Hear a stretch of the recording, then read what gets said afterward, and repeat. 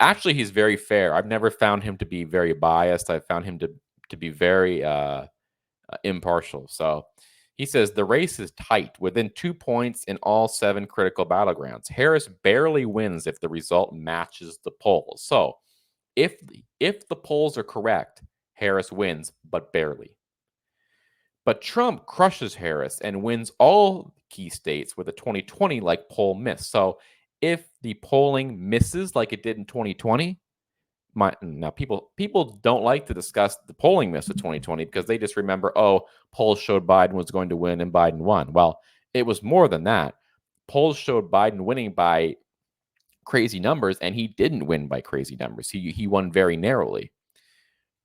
So if the polls miss again and exaggerate the Democrat candidate like they did in 2020, Trump will win big. But there's a caveat yet again to that, and that is that Harris, though, crushes Trump and wins all of them with a 2022 like poll miss.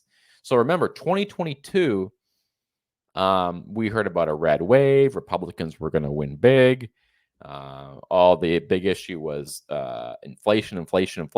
If you watch Fox News in 2021 and 2022, especially 2022, in the fall of 2022, you would have thought that there was no way that Republicans were going to do anything but completely obliterate their opponents politically in the midterms in 2022. But that did not happen. The opposite happened. I mean, Republicans, they won the House, but then the Senate did not go the way they thought it would. The polling was really off.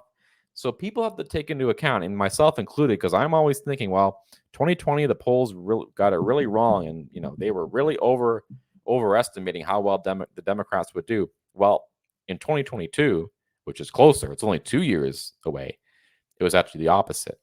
And that was because of abortion. Many, many women and many voters in general came out to vote because remember, the Dobbs decision was in, I believe, was it June or July? It was in the summer of 2022. So in the months after the Dobbs decision, there was kind of a reaction to that. And the reaction was voters coming out in droves, voting Democrat and voting blue, maybe as a statement vote against Republican pro-life politicians. So will that happen again? I don't know.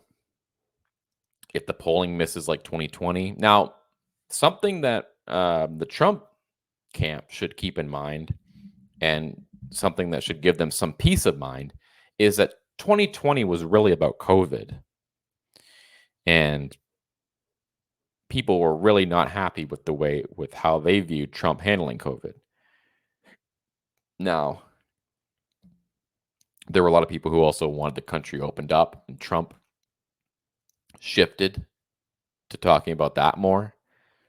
But the point is, I think the majority of people who voted on the issue of COVID were voting for Biden. So we don't have that same issue now, and Trump doesn't have that same issue. So if the election is about immigration, the economy, and whatnot, you'd think that it would favor him. The chances would be in his favor. So I just wanted to touch on that.